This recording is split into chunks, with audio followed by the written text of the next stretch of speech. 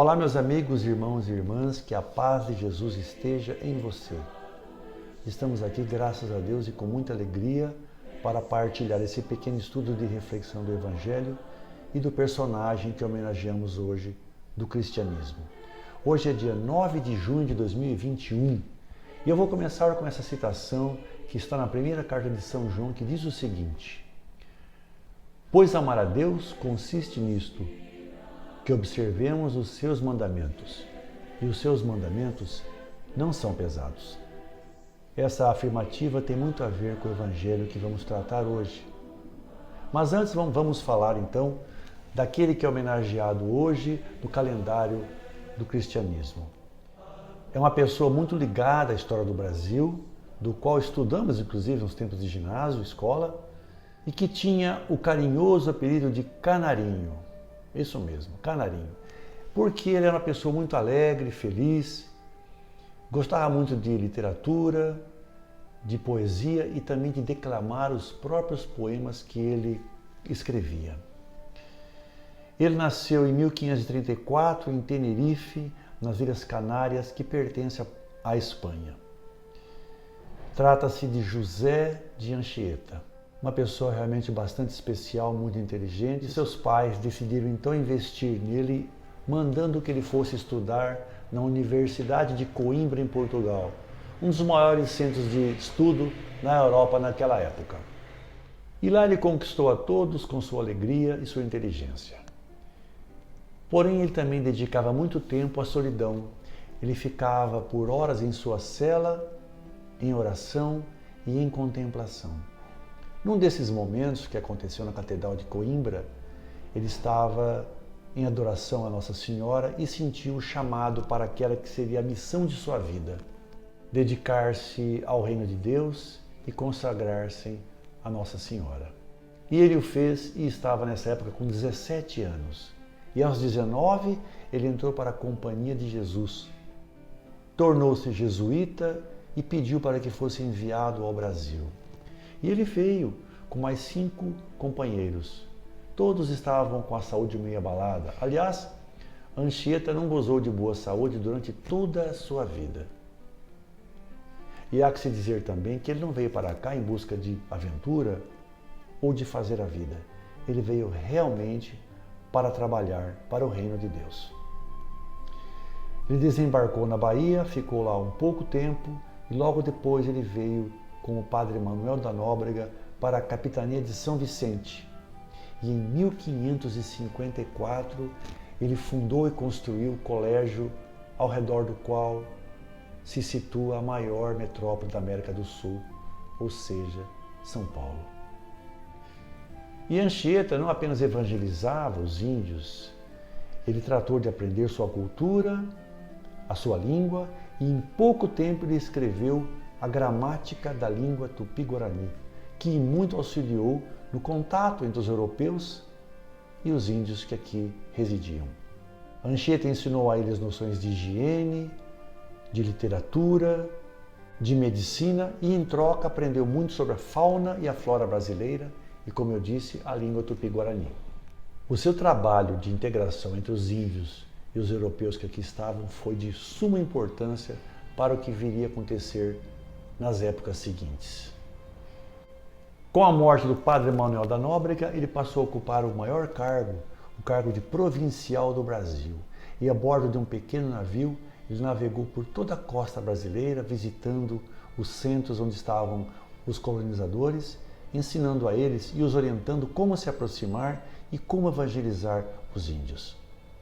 Um dos momentos mais célebres de sua vida é aquele no qual ele foi, junto com o padre Manuel da Nóbrega e outros missionários, para onde hoje está a cidade de Ubatuba, que na época se chamava Iperuígue.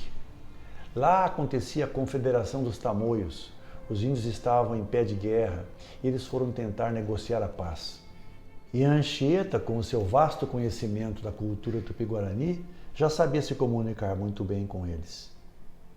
Os índios conversavam aos gritos e ele também o fazia. Ele aprendeu como fazer isso. Mas também usava de palavras ternas e mansas e agradáveis. Assim ele conseguiu convencer que o cacique Cunhambebe fosse, com outros índios, até a próxima cidade de Itanhaém, aonde aconteceria a Conferência de Paz. Mas os índios, desconfiados, mantiveram Anchieta como refém enquanto o seu líder ia para essa conferência. Foi nessa época, meus amigos, que ele escreveu nas areias da praia o célebre poema à Virgem Maria.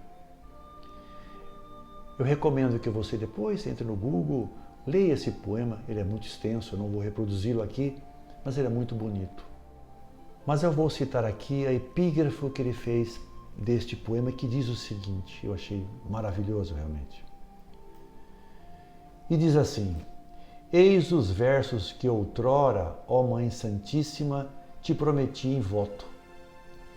Enquanto entre tamoios conjurados, pobre refém, tratava as suspiradas pazes, tua graça me acolheu em teu materno manto e teu poder me protege, intactos, corpo e alma. Anchieta morreu num dia como hoje, dia 9 de junho de 1597, na cidade de Heritiba, que atualmente se chama Anchieta e está no estado de Espírito Santo. Ele havia fundado a cidade pouco antes. Lá ele passou seus últimos tempos.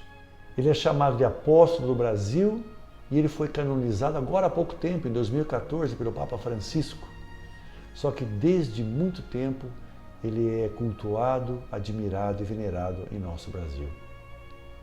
Peçamos então ao São José de Anchieta que rogue por nós, em especial o nosso país, que tanto precisa da proteção de Deus. E vamos agora à leitura do Evangelho de hoje, que está em Mateus, capítulo 5, versículos de 17 a 19. Evangelho de Jesus Cristo segundo Mateus, glória a vós, Senhor. Naquele tempo disse Jesus aos seus discípulos: não penseis que vim abolir a lei e os profetas. Não vim para abolir, mas para dar-lhes pleno cumprimento. Em verdade eu vos digo, antes que o céu e a terra deixem de existir, nenhuma só letra ou vírgula serão tiradas da lei, sem que tudo se cumpra. Portanto, quem desobedecer a um só desses mandamentos, por menor que seja, e ensinar os outros a fazerem o mesmo, será considerado o menor no reino dos céus. Porém, quem os praticar e ensinar será considerado grande no reino dos céus. Palavra da salvação, glória a vós, Senhor. Meus amigos, irmãos e irmãs, enquanto eu estudava para esta pequena reflexão, eu me deparei com algumas palavras que eu achei interessantes. Diz assim, que essa lei moral, que são os ensinamentos de Deus, é a verdadeira pedagogia divina. É aquele ensinamento paterno, ou seja, equivale em grau naturalmente muito maior àqueles ensinamentos que os pais passam aos filhos para que trilhem um caminho bom, justo e verdadeiro nesta vida. E essa palavra nos ensina os caminhos da bem-aventurança e busca nos afastar daquilo que não é certo, daquilo que é errado, daquilo que é pecado, as más práticas nessa vida. E voltando ao que São João disse no começo, os mandamentos de Deus estão aí e eles não são pesados para nós. Essa palavra, porém, ela é firme nos seus preceitos, mas ela é muito suave nas suas promessas que ela nos traz. E é exatamente por isso que nesse Evangelho está dito que nada será alterado, nem mesmo uma vírgula será tirado da lei de Deus. Então Jesus veio apenas para confirmar, para ratificar aquilo que estava escrito. Alguns esperavam que ele viesse mudar alguma coisa, alguns desejavam mudança e outros até temiam por essa mudança. Mas não, ele veio apenas para esclarecer, para que não pairasse mais nenhuma dúvida e para dar pleno cumprimento àquilo que estava escrito. E os princípios básicos da lei de Deus, nós sabemos, são amar a Deus sobre todas as coisas, e aí nós temos um sentido vertical de nós para Deus, e amar ao nosso próximo como a nós mesmos, no sentido horizontal, com relação àquele irmão que está ao nosso lado. Essa, meus amigos, é a síntese da lei de Deus. E os ensinamentos estão aí para nos mostrar o que é certo e aquilo que não devemos fazer. Porém, os evangelhos podem ser interpretados de formas diversas. Por vezes, o mesmo texto é interpretado de uma forma e é visto de outra por outra pessoa. Para mim, fica a impressão de que as pessoas interpretam o evangelho da forma em que elas enxergam e de acordo com as suas necessidades e convicções. Até aí tudo bem.